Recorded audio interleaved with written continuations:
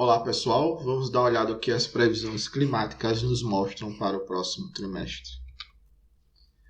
Então, é, ainda não houve atualização das previsões, né, hoje. Eu acredito que deve sair ainda essa semana, das previsões aí do El Niño, da região do Ninho 3.4, na anomalia de temperatura da superfície do mar.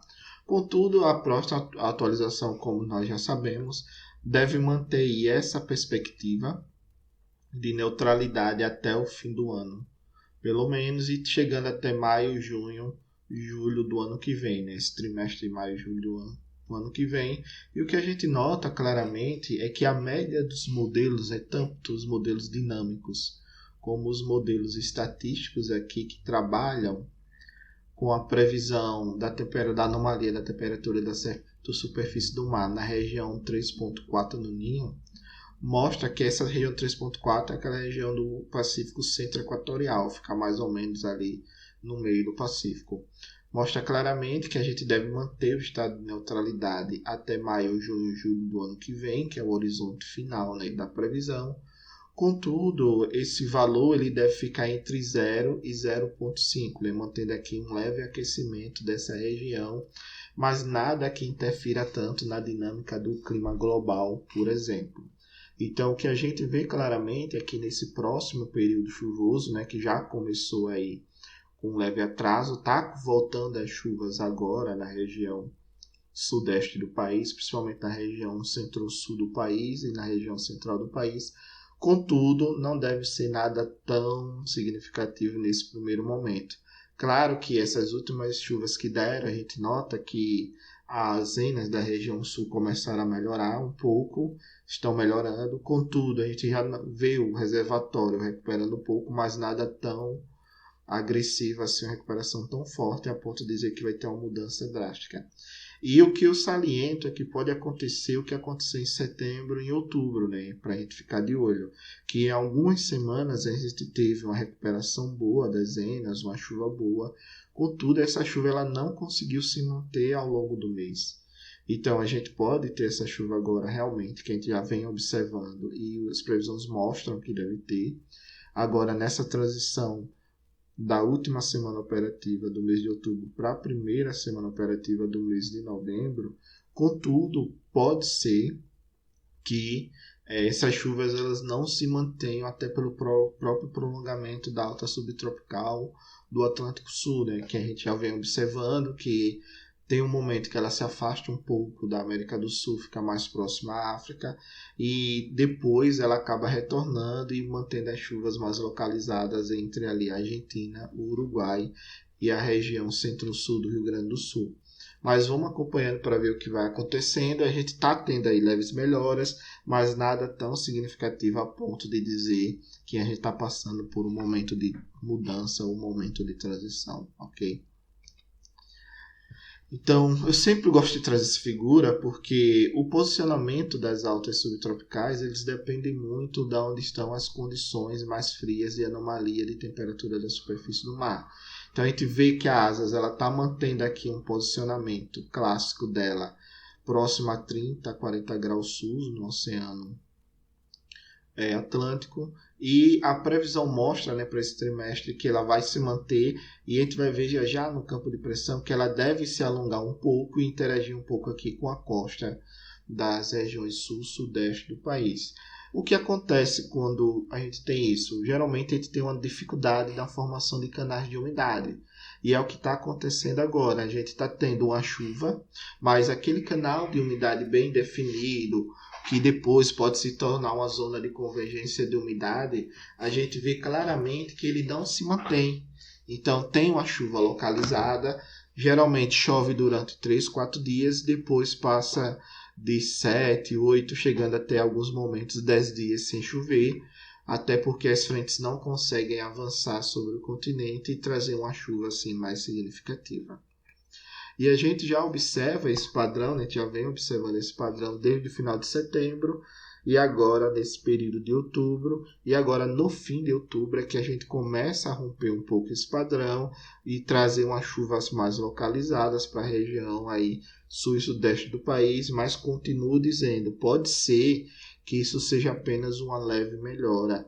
Com o passar dos dias e a volta aí do fortalecimento das asas da alta subtropical do Atlântico Sul e seu posicionamento chegando mais próximo à costa das regiões sul e sudeste pode interferir sim no regime de precipitação e principalmente ficar aí alguns dias sem uma chuva significativa, ok? Quando nós olhamos agora as anomalias de precipitação, a gente vê claramente que ele mantém aqui uma chuva mais localizada na região sul, realmente algo entre 10 e 20 milímetros acima do que normalmente chove essa época do ano. Lembrando que a partir de agora, de novembro, né, as chuvas na região sul elas diminuem.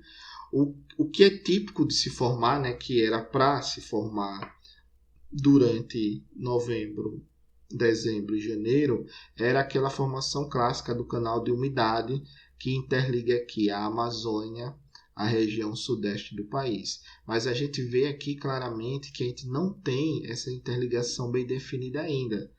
Pelo menos a gente vê aqui claramente, né, que a gente tem uma chuva, mas uma chuva mais localizada na região sul e uma chuva aqui pontual localizada nas regiões sudeste do país, tempo mais seco aqui na região norte e nordeste e um pouco de chuvas aqui no oeste do Amazonas, na região oeste da Amazônia.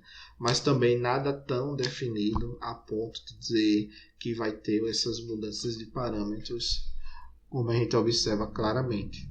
E quando a gente vê a anomalia normalizada, né, e a tendência da pressão, né, a previsão da pressão média para os próximos 3 meses, nós vemos claramente que essa alta pressão aqui, ela se localiza com um centro aproximadamente entre 30 graus sul e 40 graus sul, e ela acaba se alongando um pouco, interagindo aqui com a costa leste do país. E isso é interessante porque ela pode fazer com que haja aqui o bloqueio, né, da passagem de frentes e a formação clássica no canal de umidade.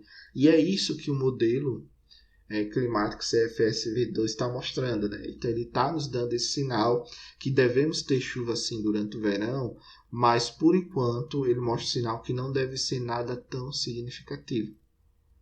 Ou seja, a gente deve continuar tendo chuva, chuvas pontuais, mas aquelas formações clássicas que a gente tem de canal de umidade, zona de convergência de umidade, pode ser que não aconteça. Claro que eu posso estar falando balela para vocês e amanhã a previsão mudar completamente.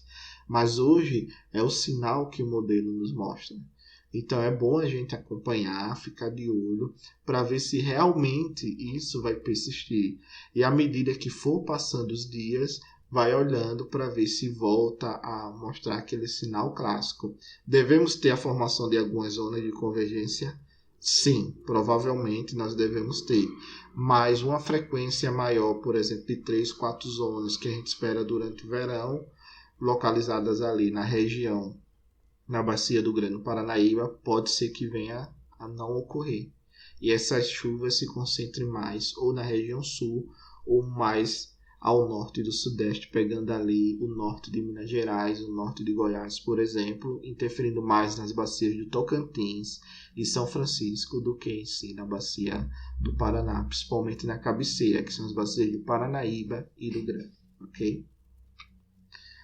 Então, o que nós vimos hoje é basicamente o que a gente viu na previsão lá de quarta-feira, né? O prolongamento da alta da asas, na verdade, ela deve atuar ainda e interferir no próximo trimestre com as chuvas no país. Até o momento, a gente não vê uma formação clássica de um canal de umidade ou de zona de convergência. Claro que pode se formar, mas aquele sinal de a gente ter uma frequência boa, até o momento a gente não vê isso nos modelos climáticos. E esse déficit de água no solo, né, que eu comento muito nas previsões diárias, ela pode se estender, na verdade já está se estendendo para novembro e pode se estender também para o mês de dezembro. E isso a gente pode ajudar aí a ter um déficit de armazenamento na região sudeste, por exemplo, já lá para dezembro ou janeiro do ano que vem. E isso a gente tem que ficar de olho para ver o que vai acontecer. Se essa alta ela não enfraquecer muito e voltar a ter chuvas aí boas, a gente vai ter um problema sim durante o período chuvoso.